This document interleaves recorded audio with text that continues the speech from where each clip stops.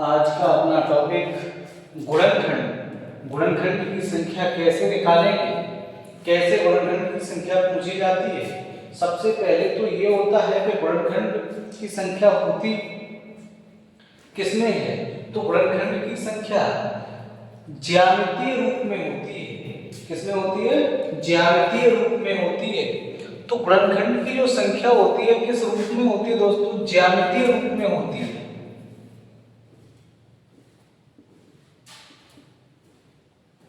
गुणनखंड सदैव ज्यामितीय रूप में होते हैं।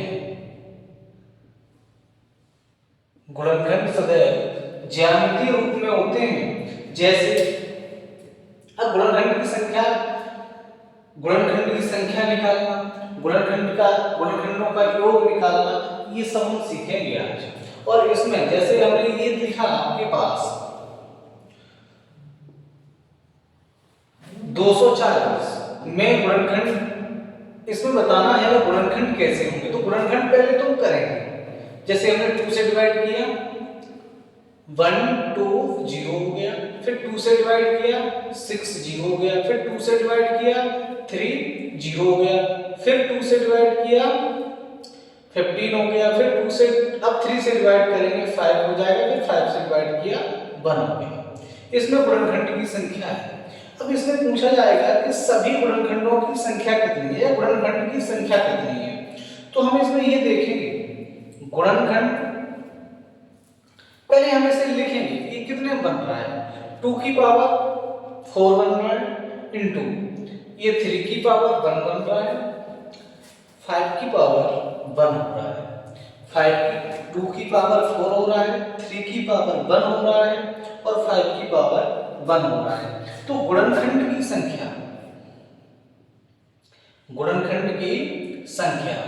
कि गुणनखंड की संख्या बताओ।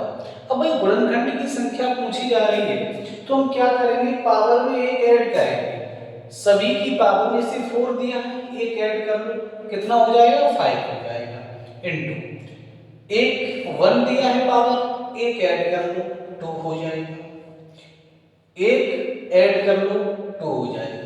तो इसमें गुणनखंड की संख्या 5 दूनी 10 दूनी 20, इसमें गुणनखंड की संख्या दोस्तों आपकी 20 हो जाएगी। अब ये बात सही है कैसे पता कि हो सकता है बड़ी संख्या हो, हम काउंट तो नहीं कर पाएंगे, आपको यकीन ना हो कि ये सही भी है। तो एक कोई छोटा सा नंबर ले लो, जैसे एक मैंने नंबर ले लिया, हमने एक नंबर ले लिया 80। अब इसमें देखो कि गुणनखंड की संख्या कितनी होगी। अब इसमें गुणनखंड की संख्या देखने के लिए हमने सबसे पहले इसमें किसका डिवाइड चला जाएगा, 1 का डिवाइड चला जाएगा, तो एक इसका फैक्टर है। दूसरी बात इसमें 2 का चला जाएगा, 2 का फैक्टर है। फिर इसमें 3 का भी डिवाइड चला जाएगा तो 3 भी फैक्टर है इसका। फिर इसमें 6 से डिवाइड चला जाएगा, 6 भी फैक्टर है इसका। फिर इसका 9 का डिवाइड चला जाएगा तो 9 भी फैक्टर है इसका। और फिर स्वतः 18 फैक्टर है इसकी। ये इसके फैक्टर हो गए। 1 से डिवाइड चला जाएगा 18 में, 2 से चला जाएगा, 3 से चला जाएगा, 6 से चला जाएगा, 9 से चला जाएगा, 18 से डिवाइड चला जाएगा। तो इसके फैक्टर क्या हो गए, 1 2 3 4 5 6। अब इसके 6 फैक्टर हो गए। अब बात ये है क्या इसके फैक्टर अगर इस रूल से निकाल रहे हैं, इसके फैक्टर हम अगर इस वाले रूल से निकाल रहे हैं तो क्या इतना ही आएगा, काउंटिंग 6 ही आएगी। हम एक बार चेक किए ले रहे हैं, हमने 18 को 2 से काटा, पहले 2 से कैंसिल कर दिया, 9 बार 3 से डिवाइड जाएगा, 3 बार 3 से डिवाइड जाएगा 15। इसका मतलब ये हुआ कि 2 की पावर 1 है, 3 की पावर 2 है। अब हमने संख्या काउंट की, इसकी गुणनखंड की संख्या काउंट की। अब जब गुणनखंड की संख्या काउंट करेंगे इसमें तो क्या 6 ही आएगी। हमने इसमें एक ऐड किया, 1 में एक ऐड किया, सदैव पावर में ही ऐड करेंगे, घात में ऐड करेंगे तो 2 हो जाएगा, इनटू इसमें ऐड करेंगे 1 तो 3 हो जाएगा। तो ये 3 2 जा 6, यानी ये कितना हो जाएगा आपके पास 6 हो जाएगा, 3 2 जा 6। अब देख लो आप क्या इनका इतना ही संभव है। देखो आपके पास 6 आ रहे हैं। आपके पास ये 6 हो रहे हैं फैक्टर। इसी तरीके से इसके भी, वैसे अगर इसके इस तरीके से चेक करें तो निकाल पाना संभव नहीं है, टाइम बहुत लगेगा। तो ये चीज इसको देखने के लिए हमें इस तरीके से ये रूल अप्लाई करेंगे आप, और इस तरीके से हम फैक्टर को निकालेंगे। अब हमने ये देखा, क्या इनका हम सम पूछा जाए, योगफल पूछा जाए, तो लिखेंगे गुणनखंडों का योग। अगर हमसे ये पूछता है गुणनखंडों का योगफल, कि योगफल क्या है गुणनखंडों का, अगर योगफल पूछता है तब हम क्या करेंगे, हम इसको 2 से डिवाइड, हम इसे 0 की पावर से लिखना चालू करते हैं कि 0 की पावर से हम इसे लिखना चालू करेंगे, जैसे 2 की पावर 0 प्लस 4, मैक्सिमम पावर कितनी है 4 है, 4 तक जाएंगे, 2 की पावर 0 प्लस 2 की पावर 1 प्लस 2 की पावर 2 प्लस 2 की पावर 3, 2 की पावर 3 प्लस 2 की पावर 4, यहां तक जाएंगे। 0 से लिखना चालू करेंगे पावर को, 2 की पावर 0, 2 की पावर 1, 2 की पावर 2, 2 की पावर 3, 2 की पावर 4। फिर अगले ब्रैकेट में हमें लिखना होगा 3, 0 से लिखेंगे 1 तक, 3 की पावर 0 प्लस 3 की पावर 1। फिर नंबर 5 का आ रहा है तो 5 की पावर 0 प्लस 5 की पावर 1, इस तरीके से लिखना होगा।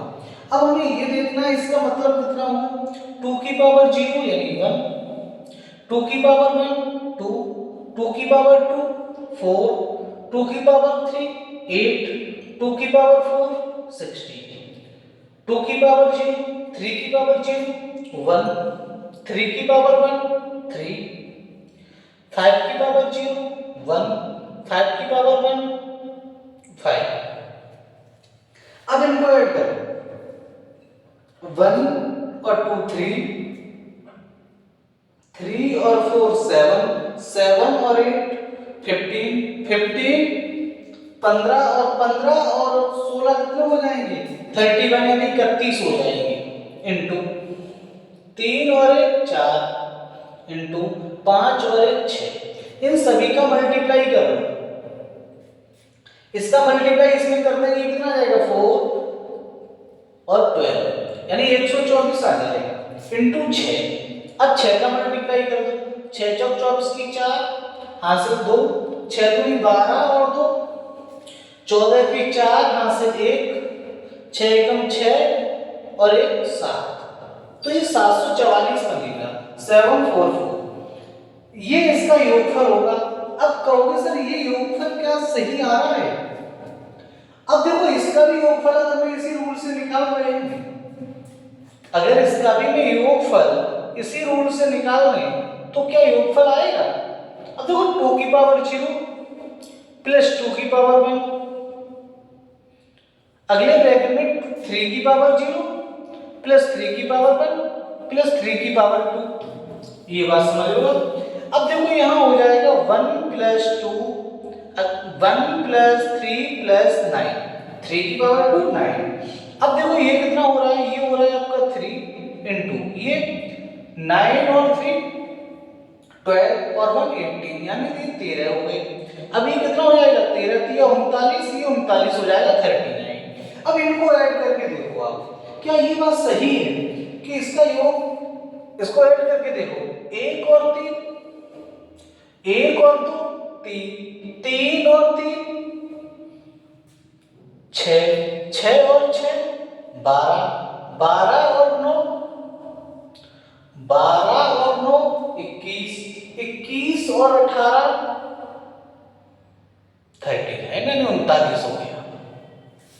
तो ये इस तरीके से देख रहे हो आप, छोटी सी संख्या पे तो हम चेक कर पा रहे हैं, अगर इससे भी बड़ी संख्या ले ली जाएगी तो चेक होना बहुत मुश्किल होगा, इसीलिए इसी रूल से लगाओ आप लोग।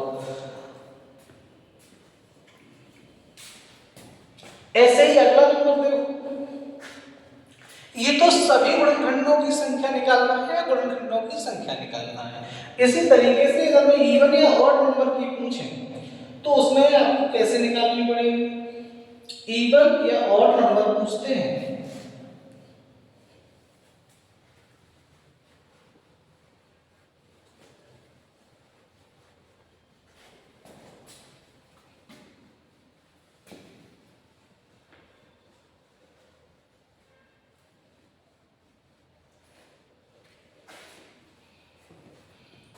जैसे हमने कहा कि हम ये ले रहे हैं 450, पहले तो इसके फैक्टर काटेंगे, पहले 2 से कैंसिल किया, 2 2 जा 4, 2 2 और 5, फिर 3 से कैंसिल हो रहे हैं 7 5, फिर 3 से 2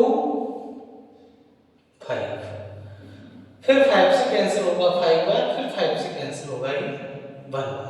इसका मतलब हुआ कि 2 की पावर 1 इंटू 3 की पावर 2 इंटू 5 की पावर 2, ये इसके फैक्टर बने। अगर इसमें ये पूछता है कि सम गुणनखंडों की संख्या क्या है, तो इसमें सम गुणनखंड की संख्या को आप देखेंगे, सम गुणनखंड की संख्या, सम गुणनखंड की संख्या क्या है। अब देखो, जब सम गुणनखंड की संख्या पूछेगा तो हम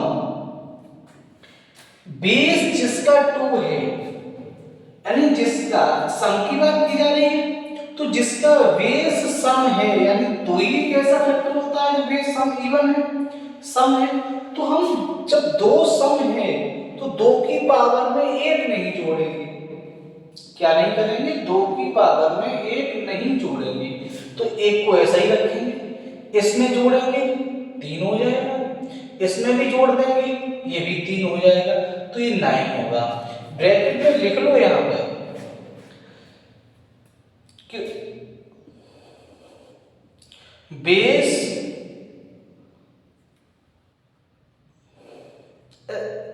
ऐसे लिखो, बेस में जब 2 हो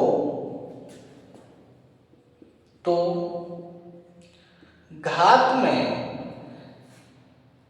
1 नहीं जोड़ते, 1 नहीं जोड़ते हैं। इस तरीके से इसे लिख लो। जब बेस में 2 होता है तो इवन नंबर जब निकालते हैं तो घात में 1 नहीं जोड़ते, यानी पावर में हम 1 नहीं जोड़ेंगे। ऐसे योगफल में है, सम गुणनखंड का योगफल, सम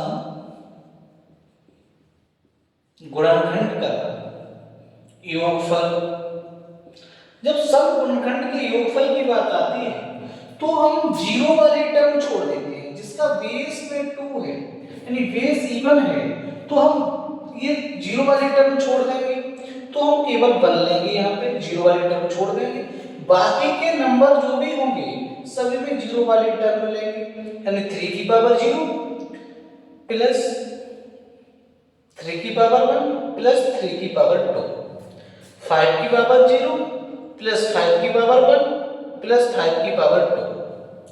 अब हम इसमें देख रहे हैं ये 2 बनेगा इंटू ये 1 प्लस के 3 प्लस के 9, 1 प्लस के 5 प्लस के 25, ये आप देख रहे हैं 2 इंटू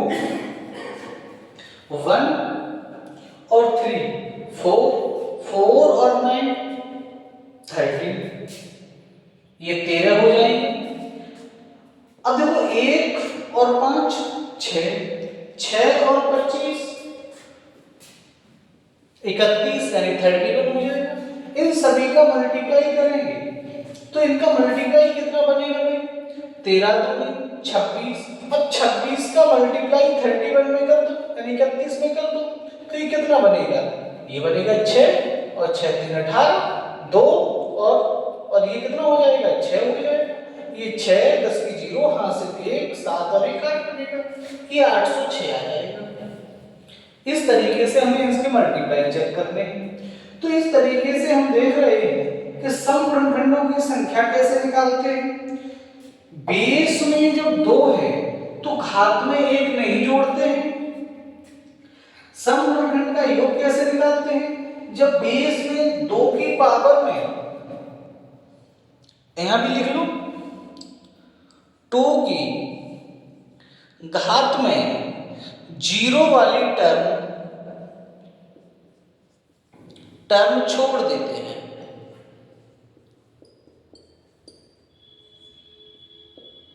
जीरो वाली टर्म छोड़ देते हैं। 2 की हाथ में जीरो वाली टर्म छोड़ देते, सिर्फ 2 की बात कर रहे हैं क्योंकि इवन है, सम है इसीलिए।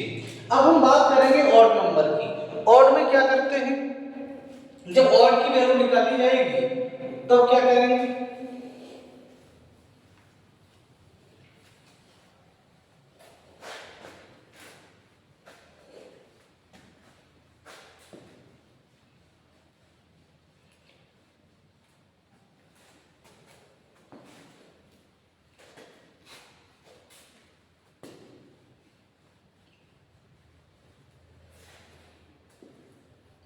जैसे हमने सवाल लिया 300,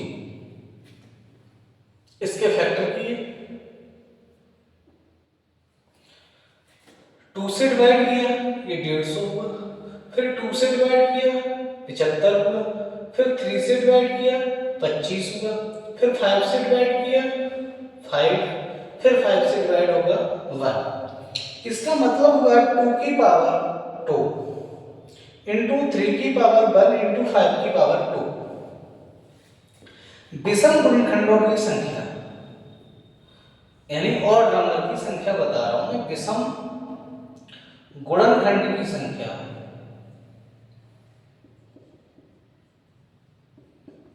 विषम गुणनखंड की संख्या कैसे निकालेंगे भाई, जब विषम गुणनखंड की संख्या की बात आती है तो हम 2 को बिल्कुल छोड़ देते हैं, हमें 2 से कोई मतलब नहीं होता है जिसका बेस 2 है। विषम में विषम गुणनखंड निकालेंगे तो 2 से कोई मतलब नहीं होगा मुझे, हमें सिर्फ बाकी के नंबर से मतलब होगा। जैसे हमने कहा ये कितना है 3 है, तो इसमें हम 1 जोड़ देंगे तो ये 2 हो जाएगा इनटू, समझ में आ रही है। 5 है, 5 की पावर में 1 जोड़ देंगे, 5 की पावर 2 है, पावर में 2 होने से कोई मतलब नहीं है, बेस में 2 ना हो तो 5 की पावर 2 है और 2 में हम 1 जोड़ देंगे ये 3 हो जाएगा, तो ये कितना हो जाएगा 3 2 या 6 यानी 6 हो जाएगा ये। अब हम लिखना चाहें तो इसमें लिख लो सम बेस से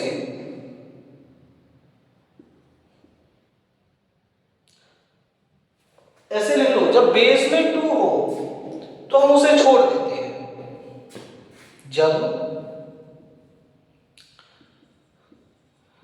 बेस में 2 हो,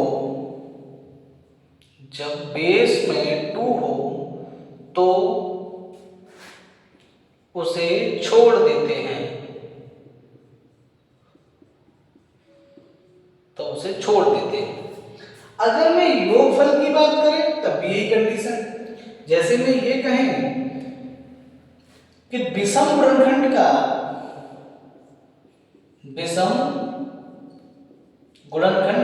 योगफल बताओ, विषम गुणनखंड का योगफल कितना है। विषम गुणनखंड के योगफल की बात करें तो हम 2 को नहीं लेंगे, 2 से कोई मतलब नहीं है, हम 3 को लेंगे और 3 की पावर 0 प्लस 3 की पावर 1, अगले ब्रैकेट में 5 की पावर 0 प्लस 5 की पावर 1 प्लस 5 की पावर 2, ये कितना हो जाएगा 1 प्लस के 3, 1 प्लस 5 प्लस 25, ये हो जाएगा 4 इंटू 31 और ये हो जाएगा 4 पंजा 4 और 12, ये आ जाएंगे 125 यानी 124 बनेगा। ये योगफल कितना बनेगा 124। आप लोगों के समझ में आया कि हम विषम गुणनखंड की संख्या निकालें या विषम गुणनखंड का योगफल निकालें, हमें बेस जब 2 है, जिसका बेस 2 है उसे बिल्कुल हटा देंगे, उससे कोई मतलब नहीं रखेंगे। बाकी का जो भी फैक्टर होता है, फैक्टर सभी प्राइम ही होते हैं, तो प्राइम बाकी के जो भी फैक्टर होंगे सिर्फ उनसे मतलब रहेगा। आगे का देखें, अगर हम प्राइम फैक्टर की बात करते हैं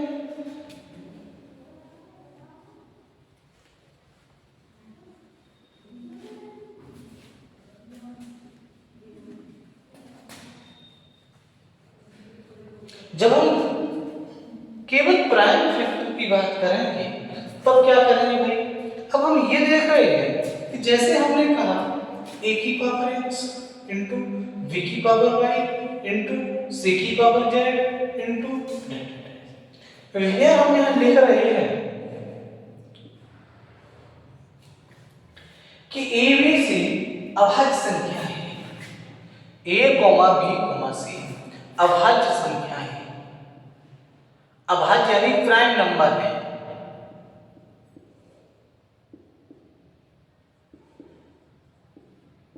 अभाज्य संख्याएं हैं, ये क्या है?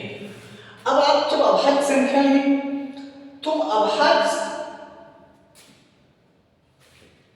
हम ये कहें आपसे कि अभाज्य गुणनखंडों की संख्या कितनी होगी, तो अभाज्य गुणनखंड की संख्या इसमें अभाज्य गुणनखंड की संख्या, हम इसमें ज्यादा कुछ नहीं करेंगे। हमें अभाज्य गुणनखंड की संख्या पूछी जा रही है तो हम अभाज्य गुणनखंड की संख्या में सिर्फ पावर को ऐड करेंगे। क्या करेंगे?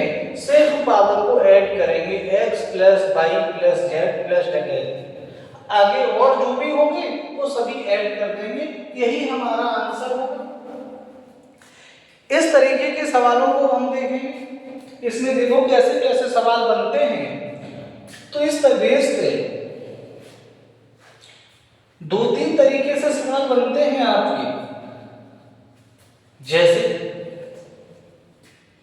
हमने कहा, हमने एक नंबर ले लिया, आपके पास 600 नंबर ले लिया, हमने कहा इसके बताओ कि अभाज्य गुणनखंडों की संख्या 600 में अभाज्य गुणनखंड की संख्या कितनी होगी? 600 में अभाज्य गुणनखंड की संख्या कितनी होगी? जैसे हमने 2 से कैंसिल किया, इसे 300 बना, फिर 2 से कैंसिल किया 150 बना, फिर 2 से कैंसिल कर रहे हैं तो ये 75 यानी 75 हो गया, फिर 3 से कैंसिल हुआ 25, फिर 5 से 5, फिर 5 से 1। अब हम ये देख रहे हैं कि इसकी पावर 2 की पावर 3 बन रही है, 3 की पावर 1 बन रही है, 5 की पावर 2 बन रही है। ये हो गया। अगर आपके समझ में अभी भी नहीं आ रही कि इसमें अभाज्य गुणनखंड कैसे होते हैं, तो भाई अभाज्य गुणनखंड इस तरीके से, जैसे हमने कोई भी एक नंबर ले लिया, मान लो हमने एक नंबर ले लिया,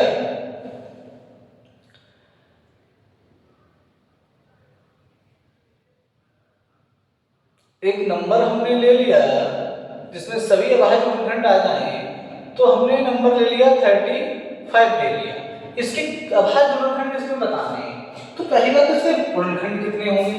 इसमें गुणनखंड 1 होगा, इसका गुणनखंड 5 होगा, इसका गुणनखंड 7 होगा, 7 के बाद इसका गुणनखंड 35 भी होगा।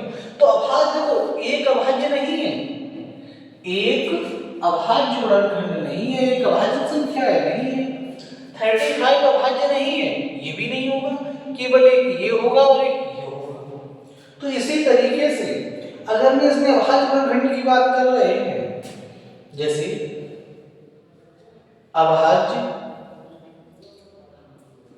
गुणनखंड की संख्या, अभाज्य गुणनखंड की संख्या हम सिर्फ पावर को उठाएंगे और जोड़ देंगे, घात को उठा के जोड़ देंगे। जैसे हमने कहा 3 प्लस के 1 प्लस के 2 कितना बनेगा? 3 और 1 4 और 2 6, यानी 6 आंसर आ जाएगा इसमें। कितना आंसर आ जाएगा? 6 आंसर आ जाएगा। तो इस तरीके के सवाल अगर ऐसे बनते हैं तो हम समझेंगे कि इसमें अभाज्य गुणनखंड कितने होंगे। अब हम 6 के ढूंढें तो टाइम बहुत लगेगा, इसीलिए ये लॉजिक आप लगाएंगे और आपको पता लगेगा कि अभाज्य गुणनखंड की संख्या कितनी है। अब क्वेश्चन एग्जाम में और कैसे बनते हैं अभाज्य गुणनखंड से,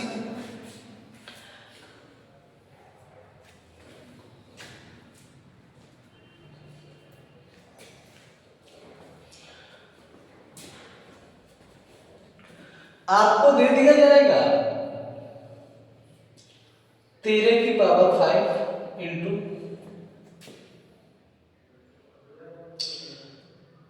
15 की पावर 8 इंटू 17 की पावर 3 में अभाज्य गुणनखंड की संख्या बताओ। अभाज्य गुणनखंड की संख्या ज्ञात करो। ये आपसे पूछा जाएगा। इस तरीके से फैक्टर आपको सवाल दिए जाएंगे। तो इसमें क्या करेंगे, हम बेस को चेक करेंगे। जो हमारा बेस बन रहा है, क्या ये अभाज्य बन रहा है? ये क्या अभाज्य नंबर है? क्या ये अभाज्य नंबर है? हाँ बिल्कुल, इसे चेक करेंगे। तो हमने देखा ये हमारा अभाज्य है, तो बिल्कुल ठीक है, इसको 5 कर लिया। संख्या निकाल रहे हैं, ऐसे लिखें, हम संख्या निकाल रहे हैं। किसकी निकाल रहे हैं भाई? अभाज्य गुणनखंड की संख्या निकाल रहे हैं। किसकी निकाल रहे हैं? अभाज्य गुणनखंड की संख्या। ये 5 ये कितना है? ये हमने 20 देखा, इसका 13 है, 13 है। तो ये प्राइम नंबर है, यानी अभाज्य संख्या है। तो हमने पावर को लिख लिया ऐसे प्लस। अब ये देखो, क्या ये बेस कितना है? 15 है, यानी 15 है। तो ये 15 हमारे अभाज्य नंबर में आते नहीं आते? अभाज्य इसके फैक्टर करने पड़ेंगे। क्या करने पड़ेंगे? फैक्टर करने पड़ेंगे। क्या प्राइम फैक्टर होंगे इसके? 3 होगा और 5 होगा, ये प्राइम फैक्टर होंगे। तो कितने फैक्टर हो गए इसके? 2 फैक्टर हो गए। कितने फैक्टर हो गए? 2 फैक्टर हो गए। 3 और 5 प्राइम है, तो हमने कहा 2 फैक्टर हो गए। 2 का मल्टीप्लाई कर दो 8 में। 8 2 का 2 फैक्टर है, काउंटिंग 2 है, 1 2, तो 2 का गुणा कर देंगे 8 में, तो ये हो जाएगा 16 प्लस ये प्राइम है, तो इसको ऐसे ही ऐड कर लो। अब ये कितना हो जाएगा ऐड होके? 5 और 16 21, 21 और 3 24। तो इसकी संख्या कितनी आ गई दोस्तों? 24 आ गई। अगर मैं सवाल को इस तरीके से लिख दें, 7 की पावर 8 इंटू 8 की पावर 5 इंटू 12 की पावर 3 इंटू 18 की पावर 2 इंटू 29 की पावर 3 में अभाज्य गुणनखंड की संख्या अभाज्य गुणनखंड की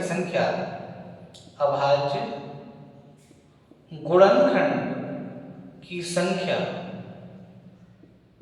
बताओ। अभाज्य गुणनखंड की संख्या करना इसमें पूछ रहे हैं। तो अब इसमें देखो भाई, हमें कैसे निकालना है अभाज्य गुणनखंड की संख्या? हम डायरेक्ट बता दें इसकी अभाज्य गुणनखंड की संख्या। तो संख्या बताने के लिए आपको क्या करना पड़ेगा, ये देखना है। देखो 7 नंबर है, 7 है। 7 कैसा नंबर है? प्राइम नंबर है, यानी अभाज्य है। तो पावर को ऐसे ही लिख लेंगे प्लस। अब 8 है, अब 8 के फैक्टर होंगे। 8 प्राइम नंबर तो है नहीं, यानी अभाज्य नंबर तो है नहीं। तो हम इसके क्या करेंगे? फैक्टर करेंगे। और 8 के फैक्टर देखो कितने हो जाएंगे? 2 into 2, 3 फैक्टर हो गए। कितने फैक्टर हो गए? 3 फैक्टर हो गए। भाई 2 प्राइम नंबर है, तो 1 2 3 फैक्टर हो गए। तो 3 का गुणा हम किसमें कर देंगे? 5 में कर देंगे, तो ये 15 हो जाएगा प्लस। इसके फैक्टर क्या हो जाएंगे बताओ? 2 2 और 3 हो जाएंगे। तो इसके भी कितने फैक्टर हो गए? 3 फैक्टर हो गए। 2 1 2 3, 3 फैक्टर हो गए। 3 का गुणा 3 में कर देंगे, 9 हो जाएगा प्लस। इसके फैक्टर कितने हो जाएंगे? कौन बताएगा भाई? पहले 2 से कैंसिल करेंगे, फिर 3 और फिर 3, यही तो फैक्टर होंगे। अगर नहीं समझ में आ रहा तो ऐसे लिख के काट सकते, कैंसिल कर सकते हैं उसे। पहले 2 से डिवाइड होगा 9, फिर 3 से डिवाइड होगा 3, फिर 3 से डिवाइड होगा, तो यही तो फैक्टर आ रहे हैं इसके। मैं भी वही लिख रहा हूं, 2 3 3, तो 3 फैक्टर इसके भी हो गए। यहां भी आप क्या करेंगे? 3 का मल्टीप्लाई 1 2 3, काउंटिंग देखते हैं, 1 2 3, 3 का मल्टीप्लाई 2 में कर देंगे, 6 हो जाएगा प्लस। इसके कोई फैक्टर नहीं, यानी ये खुद अपने आप में ये प्राइम नंबर है। कैसा नंबर है?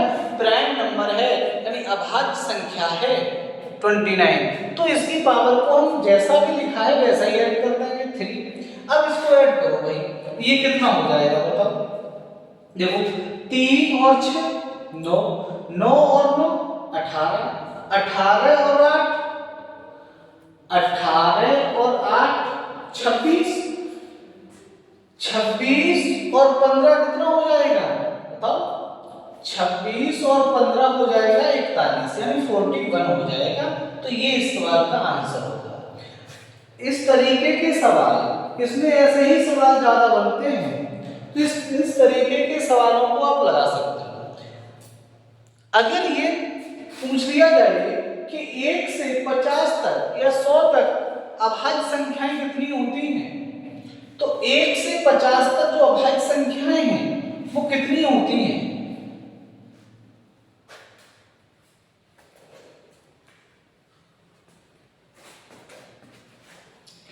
1 से